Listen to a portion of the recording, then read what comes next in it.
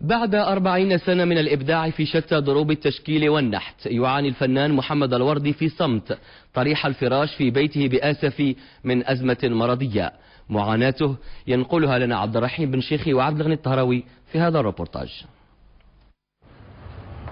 السلام عليك يا رائد الفنانين، السلام عليك يا أمير النحاتين، وسلام على 40 سنة من الإبداع.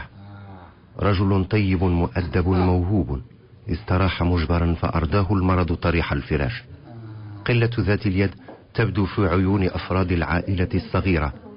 أما آن لهذه المعاناة أن تنتهي؟ جال بمنحوتاته أرض الوطن وخارج الوطن، واليوم أصبح الجسد مجالا للسقم. حاجة مستعجلة. دابا كنت داير واحد الصندوق تحيد، واش خصنا شكون اللي يجيب لي الطبيب، شكون اللي يجيب لابيلانس، والو شكون اللي يدير لي، وما كتسمح لي انا ما عندي مدخول، ما عندي والو، عندي عائلة ما بحال حتى هي. داكشي اللي كتدبر عليه كتدبر على شوية ما كافيش داكشي.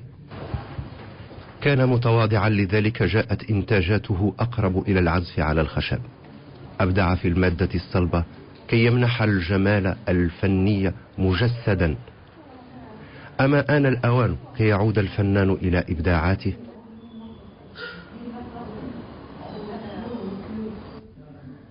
تعرفوا الفنان مرة كاين مرة ما كاينش. كان المعارض راه كاين ما كاين. كان المعارض راه كاين، ومع هذه الأزمة اللي عادت الحالة المادية زعما مثلا، وعنده عملية وما كاينش الإمكانيات باش غادي يديرها.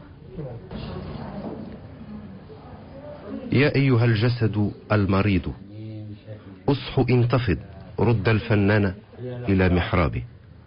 أمام هذه الوضعية بقية التعليق صمت. ما يسمح لي ولا إله إلا الله.